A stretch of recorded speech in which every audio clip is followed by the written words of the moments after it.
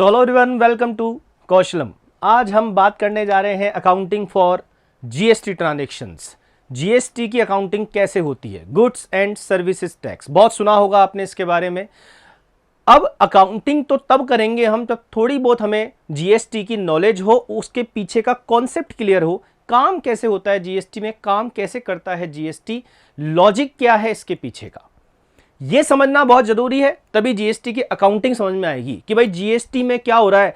जैसे मैंने आपको बताया था अकाउंटिंग में क्या है, 5 चीजें हैं। 5 क्या है? असेट है, लायबिलिटी है, इनकम है, एक्सपेंस है। तो सर जीएसटी में क्या होगा? इनकम है, असेट है, लायबिलिटी, एक्सपेंस है। तो भाई जीएसटी में असेट भी है, इनकम भी है, एक्सपेंस भी है, लायबिलिटी भी है। कैसे है सर? इसके लिए तो समझना पड़ेगा पहले कि जीएसटी है क्या। तो GST simply goods and services tax है। गुड्स और सर्विस की सप्लाई पर लगने वाला टैक्स है। जब भी आप किसी को गुड्स एंड सर्विसेज का सप्लाई करते हैं, उस पर जो टैक्स लगेगा वो जीएसटी है। जीएसटी से पहले बहुत सारे टैक्स लगते थे, लगते होंगे, हमें सोचना भी नहीं है। हमें अब बात करनी है कि जीएसटी लगता है, अब क्या मुद्दा है, अब क्या प्रॉब्लम है, अब क्या कॉन्सेप्ट है। तो क्या हुआ जीएसटी में, सिस्टम क्या बना, उसको समझने के लिए पहले हम लोग ये समझते हैं कि जीएसटी काम कैसे करता है। हाउ विल जीएसटी वर्क्स, काम कैसे करेगा जीएसटी। लोगों को लगता है जीएसटी एक बहुत बड़ी समस्या है। जब जीएसटी आया था व्यापारियों को लगा बहुत बड़ी समस्या, होता नहीं क्या आ गया, हमको तो समझ में नहीं आएगा और हमको उसमें कोई नुकसान है, ज्यादा टैक्स लगेगा। अरे ज्यादा टैक्स नहीं लग रहा, बहुत सारे टैक्स जो लग रहे थे से पहले वो हट गए। जब गुड्स मैन्युफैक्चर होता है इंडिया में तो पहले लगता था एक्साइज ड्यूटी, उसके बाद जब वो बिकने आता था तब लगता था सेंट्रल सेल्स टैक्स, स्टेट एक स्टेट से दूसरे स्टेट में, उसके बाद स्टेट के अंदर लगता था वेट, वैल्यू एडेड टैक्स। इतने टैक्सेस से निकलने के बाद वो गुड्स कंज्यूमर तक पहुंचता था। आज उसकी जगह एक सिंगल टैक्स लग रहा है जिसको हम कह रहे हैं GST, goods and service tax. पहले गुड्स पे अलग टैक्स था, सर्विस पे अलग टैक्स था, आज एक ही टैक्स है। गुड्स और सर्विस अलग नहीं है, गुड्स और सर्विस दोनों पर सेम जीएसटी के कॉन्सेप्ट्स अप्लाई होते हैं, सेम रेट अप्लाई होती है, सेम टैक्स चलता है। ठीक है, अब जीएसटी काम कैसे करता है अगर पहले हम ये समझ लें तो हमको आगे ही समझ में आ जाएगा कि हमें अकाउंटिंग भी कैसे करनी है। ठीक है, अब देखिए एक सिंपल सी बात को समझिए। मैंने ये जो एग्जांपल में लूंगा इसमें मैंने 500 मतलब 500 रुपए का गुड्स परचेस किया। मैं एक मैन्युफैक्चरर हूं। मैन्युफैक्चरर कौन होता है? निर्माता, जो गुड्स बना रहा है। मैं 500 रुपए का माल बना रहा हूं, तो बेसिक बात है जब मैंने माल बनाया होगा तो मैंने भी कच्चा माल कहीं ना कहीं से खरीदा होगा, कुछ रॉ मटेरियल परचेस किया होगा। तो जब मैंने किसी से रॉ मटेरियल परचेस किया, सामने वाले ने बोला भाई इस पर टैक्स भी लगेगा। मैंने कहा ठीक है, 500 रुपए का माल खरीदा, सपोज 10% उसने जीएसटी लगा दी, 50 रुपए की जीएसटी लग गई, 550 रुपए लग गए। मैं परेशान हो गया। क्या परेशान हो गया? 550 रुपए लग गए मेरे। अब मैं इसमें अपना अमाउंट, अपना प्रॉफिट जोड़ूंगा, फिर कस्टमर को बेचूंगा, तो चीज तो महंगी हो गई सर। नहीं, ये 50 रुपए जो आप टैक्स के देकर आए हो, जीएसटी के देके आए हो, ये जीएसटी का पैसा एक बार आप साइड रख लो। अभी समझाते हैं क्यों साइड रख लो। एक बार साइड रख लो। आप तो ये समझो 50 रुपए आपके नहीं गए, वो आपके एक तरीके से गवर्नमेंट को एडवांस टैक्स के रूप में जमा हो गए। अब 500 रुपए का ही गुड्स है आपके लिए, 50 रुपए इसमें आप अपना मार्जिन जोड़ लो। 50 रुपए अपना मार्जिन, भाई आपने खुद ने 500 में खरीदा है, फिर आप इसमें कुछ वैल्यू एडेड करोगे, कोई चीज आप बना रहे हो, कोई अपैरल आप बना रहे हो, अब उसमें आप अपने भी तो मेहनत जोड़ोगे, प्रॉफिट जोड़ोगे, तो आपने वो जोड़ दिया। ठीक है, अब आप चाहते हो कि मैं 550 रुपए में इसको मार्केट में बेचूं। ठीक है, मैन्युफैक्चरर ने इसको 550 में बेचना चाहा। ये उसकी क्या है? ये उसकी ट्रांजैक्शन वैल्यू है, वो इतने में इसको बेचना चाहता है। ठीक है साहब, आगे आए। जैसे ही वो आगे आता है, ये माल वो किसको बेचता है? ये माल बेचता है वो होलसेलर को। मैन्युफैक्चरर है, होलसेलर को माल बेच रहा है। होलसेलर को जब उसने माल बेचा 550 रुपए, तो उसकी खुद की सेलिंग प्राइस है। वो क्या करेगा? इसमें फिर टैक्स जोड़ेगा। भाई वो भी टैक्स जोड़ेगा क्योंकि उसने भी टैक्स दिया है और वो भी जीएसटी के दायरे में आता है। तो गवर्नमेंट कह रही है जब जब आप माल को सप्लाई करोगे टैक्स लगेगा, सप्लाई करोगे टैक्स लगेगा। आपने खरीदा था, किसी और ने सप्लाई किया था, उसने टैक्स लगा दिया। आज आप सप्लाई कर रहे हो और आगे किसी को दे रहे हो, अब आप टैक्स लगाओ। जो खरीदने वाला है वो टैक्स पे करेगा। ठीक है, मैंने इसमें वापिस 10% टैक्स जोड़ दिया, मतलब कितना हो गया 10% टैक्स। अगर मैं 550 का 10% निकालूं तो 55 रुपए टैक्स हो गया। अब मैं सामने वाले के लिए बिल अमाउंट बनाऊंगा कि 550 रुपए का तो गुड्स है, 55 रुपए का टैक्स है, कि भैया अब आप मुझे 605 रुपए दे दो। ये 605 रुपए क्या है, ये बिलिंग अमाउंट है। बिल इतने रुपए का बनेगा। इसका बिल, जो बिल आप दोगे किसको, होलसेलर को। ठीक है, कहानी आगे बढ़ी, होलसेलर के पास आ गए। होलसेलर ने ये गुड्स परचेस किया कितने में, होलसेलर ने ये गुड्स परचेस किया 550 में। फिर इसने परचेस कर लिया 550 में, प्लस उसने भी क्या करी थी, जीएसटी चुकाई थी कितने रुपए, 55, 10% के रेट से 605 रुपए चुका के आया। अब होलसेलर परेशान, वो कह रहा है यार मेरे को तो 650 का मतलब 605 रुपए का गुड्स पड़ गया, अब मैं इसमें अपना मार्जिन जोड़ूंगा, फिर मैं कस्टमर को बेचूंगा और महंगा बिकेगा, वो भी परेशान। फिर मैंने आपको कहा इस जीएसटी को वापस साइड में रख लो। ठीक है, आप तो ये माने कि आपके लिए गुड्स 550 रुपए है। यहां से इस होलसेलर ने आगे गुड्स बेचा रिटेलर को, इसमें वो अपना कुछ मार्जिन कुछ प्रॉफिट जोड़ेगा। ठीक है, चलो उसने 50 रुपीज, चलो से 50 रुपीज कर लेते हैं, 50 रुपए उसने अपना प्रॉफिट जोड़ा, तो 550 प्लस 50, अब वो गुड्स को आगे 600 में बेच रहा है। ये 600 रुपए क्या है, ये ट्रांजैक्शन वैल्यू है। ठीक है, अब इसमें ये भी टैक्स जोड़ेगा 10%। कौन, रिटेलर। रिटेलर किसको बेचेगा आगे, फाइनल कस्टमर को। अगर फाइनल कस्टमर नहीं है, एक और रिटेलर है, तो जितनी बार ये गुड्स चलेगा, सप्लाई होगा, उतनी बार टैक्स जलता जाएगा, टैक्स लगता जाएगा। ठीक है, चलो 10% लग गया, 600 रुपए का 10% हो गया 60 रुपए। अब 60 रुपए और जुड़ गए, गुड्स की कीमत 660 रुपए हो गई। ठीक है, अब 660 रुपए की अगर मैं बात करूं तो यहां पर रिटेलर बोलता है कि साहब 660 रुपए का तो मुझे ही पड़ गया, क्योंकि 600 रुपए में तो गुड्स ने उसने बेचा है और 10 रुपए का 10% के हिसाब से 60 रुपए का टैक्स लगा दिया, तो 660 का गुड्स मुझे पड़ रहा है। अब मैं इसमें अपना और प्रॉफिट जोड़ूंगा। ठीक है, मैंने फिर आपको कहा कि आप अपना प्रॉफिट जोड़ो, कोई प्रॉब्लम नहीं है, आप आगे कस्टमर को बेचो।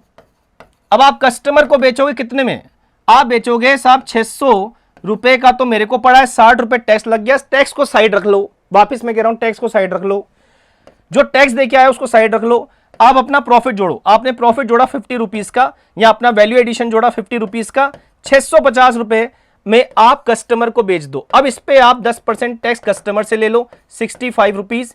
अब आपने उसका बिल बना के दिया, ये जो बिल बनेगा कितने का बनेगा, ये बनेगा 715 रुपए का। 715 का बिल बन गया, ये कस्टमर भी पे करेगा।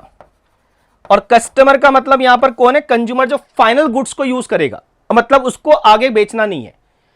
तो बताइए अल्टीमेटली ये गुड्स 500 रुपए से शुरू हुआ, 715 तक चला गया, टैक्स लगते लगते लगते। अब जो बीच में व्यापारी थे, होलसेलर था, रिटेलर था और मैन्युफैक्चरर था, वो परेशान इस चीज से हैं, वो परेशान इस चीज से हैं कि भाई आपको लग रहा है कि ठीक है हमने 715 रुपए, जैसे रिटेलर बोल रहा है 715 रुपए मैंने ले लिए, किससे ले लिए, कस्टमर से।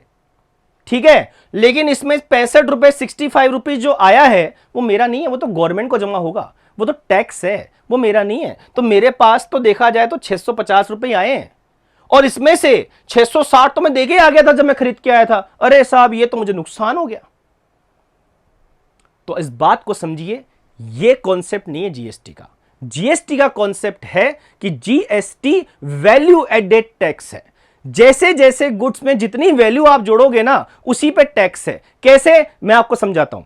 देखिए, ये 65 रुपीज जो टैक्स आपको मिला कस्टमर से, ये आप गवर्नमेंट को जमा कराओगे, ये आपकी लायबिलिटी है।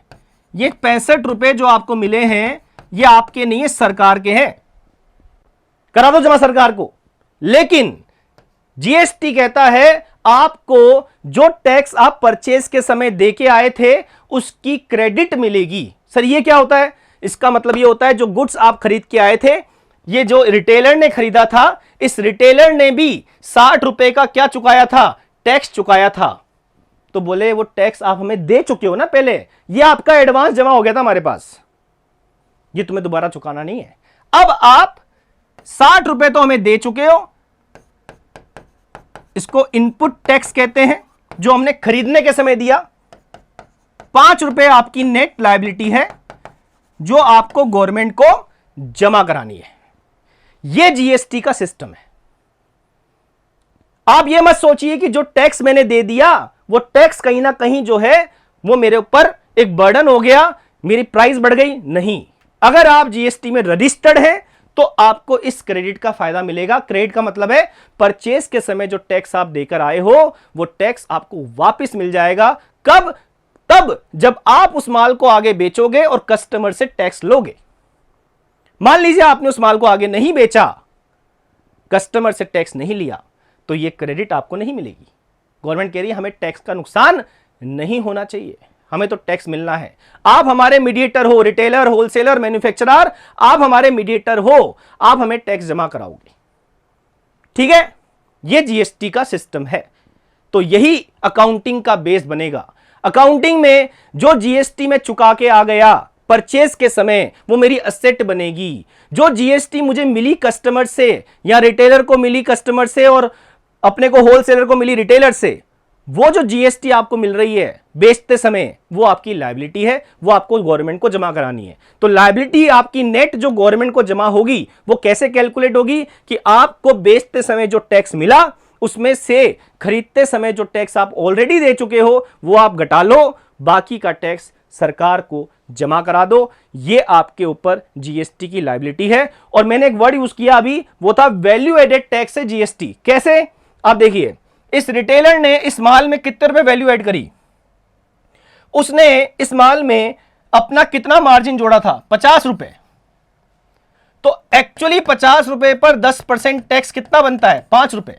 तो आप देखिए उसकी लायबिलिटी आई कितनी, 5 रुपए। वैल्यू एडिशन टैक्स है जीएसटी। जितना वैल्यू आप ऐड करोगे एक्चुअली उसी पर टैक्स लगने वाला है। क्लियर है बात की नहीं? यही है जीएसटी का कॉन्सेप्ट। तो आपको समझ में आया होगा इनपुट टैक्स क्रेडिट क्या है। अब मैंने आपको जो बात कही थी मैन्युफैक्चरर के लिए भी, हम मैन्युफैक्चरर के लिए भी समझते हैं इसी बात को जो भी हमने सीखी रिटेलर के लिए, और फिर हम यही बात सीखते हैं होलसेलर के लिए भी। मैंने एक बार आपको क्या कहा था, अभी जब मैन्युफैक्चरर में हम थे, हमने कहा था मैन्युफैक्चरर ने 500 रुपए का गुड्स परचेज किया, इसके बाद उसने इस पर 10% टैक्स दे दिया। 10% मतलब 50 रुपए टैक्स दे दिए। तो अब उसको चिंता यह हो रही है कि 550 रुपए का गुड्स हो गया। तो मैंने आपको कहा था एक बार इस 50 रुपए को साइड रख लीजिए, ये 50 रुपए जो जीएसटी लगा है इसको साइड रख लीजिए। साइड रख लिया था ना, अब वापस ले आओ। अब मैंने आपको जो समझाया वो क्या था कि इसने इस गुड्स में अपना 50 रुपए प्रॉफिट जोड़कर, ये 50 रुपए इसने प्रॉफिट जोड़ा था और इसमें आगे टैक्स जोड़कर कस्टमर, जो आगे इसका कस्टमर था, कस्टमर कौन था इसका, होलसेलर, इसको इसने बेच दिया। 55 रुपए इसने टैक्स लगाया और जो बिल बनाया वो कितने का बनाया, 605 रुपए का बिल बना दिया। 550 प्लस 605, भाई 500 रुपए का तो इसका गुड्स है, इसमें 50 रुपए इसका प्रॉफिट है और 550 रुपए का इसका सेलिंग प्राइस है, ट्रांजेक्शन वैल्यू है।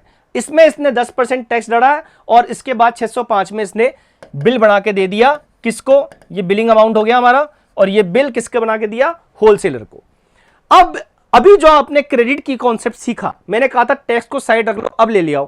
ये जो 55 आपको मिला है, ये जो टैक्स आपको मिला है, ये टैक्स आपका नहीं है, सरकार का है। इसको हम आउटपुट टैक्स कहते हैं, जो हमें सेल करने पर मिलता है। ये आउटपुट जीएसटी है, ठीक है। अच्छा, आपने जीएसटी में सुना होगा आईजीएसटी, सीजीएसटी और एसजीएसटी, ये तो बताया नहीं सर आपने, ये अभी नहीं बता रहे हम। जीएसटी को भी एक जीएसटी मान के चलो आप। अभी जो जीएसटी के कंपोनेंट्स हैं वो हम बाद में बात करेंगे, ठीक है। ये अभी जो हम सीख रहे हैं इसको एक ही टैक्स मान लो, जीएसटी है बस, ठीक है। तो आउटपुट जीएसटी आपको कितने मिले, आपको 55 रुपए मिले। आप जेब में रख के बैठे हो, ना ना ना, जेब में नहीं रखना है, आपका नहीं है, किसका है, सरकार का है। फिर आप कहते हो अच्छा सरकार का है तो भाई मैं परचेज के समय टैक्स दे के आया था, उसका क्या, हाँ तो उसकी क्रेडिट मिलेगी ना। क्रेडिट मिलेगी अगर आप एक रजिस्टर्ड मैन्युफैक्चरर है। रजिस्टर्ड कहां पर, जीएसटी में, इसलिए जीएसटी में रजिस्ट्रेशन कराना जरूरी है। अगर आपको इस चीज का बेनिफिट लेना है। और सर अगर मैं रजिस्टर्ड नहीं हूं तो भैया ना तो आप सामने वाले से बेचते समय टैक्स ले सकते हो, जो खरीदते समय आप टैक्स देकर आए हो वो भी आपको नहीं मिलेगा। इसलिए जीएसटी में रजिस्ट्रेशन कराना जरूरी है। इसलिए परेशान ना हो, जीएसटी से फायदा है रजिस्ट्रेशन कराने में। तो इनपुट जीएसटी कितनी देकर आए थे जब हम खरीद के आए थे? हमने 50 रुपए का टैक्स पहले दे दिया था जिससे हम खरीद के आए थे। तो भाई आपकी लायबिलिटी कितनी है? आपकी लायबिलिटी 5 रुपए है। और फिर मैंने आपको कहा था ये 5 रुपए टैक्स को, कंसेप्ट को समझिए, कंसेप्ट टैक्स वैल्यू एडिशन पर है। वैल्यू एडिशन का मतलब है इस मैन्युफैक्चरर ने अपनी प्राइस में 50 रुपए का प्रॉफिट जोड़ा था, तो गवर्नमेंट टैक्स किस पे ले रही है? 50 रुपए पर ले रही है। आपको क्योंकि एक ये सुनकर आपको गुस्सा भी आ रहा होगा कि यार गवर्नमेंट तो टैक्स पर टैक्स लिए जा रही है हर जगह, जब भी वो माल बेच रहा टैक्स लिए जा रही है, गवर्नमेंट के मजे हैं। तो गवर्नमेंट कह रही नहीं, हम अपने टैक्स का नुकसान नहीं होने दे रहे, बस हम हर स्टेज पर जहां जहां गुड्स बिक रहा है हम टैक्स कलेक्ट करते जा रहे हैं, लेकिन जो बंदा आगे गुड्स बेच रहा है हम उसको क्रेडिट भी दे रहे हैं अगर आप जीएसटी में रजिस्टर्ड हैं। ठीक है, तो वास्तव में देखा जाए तो गवर्नमेंट के पास 50 रुपए आपके पहले पहुंच गए, 5 रुपए आप और जमा कराओगे, सरकार के पास तो ये 55 ही पहुंचा।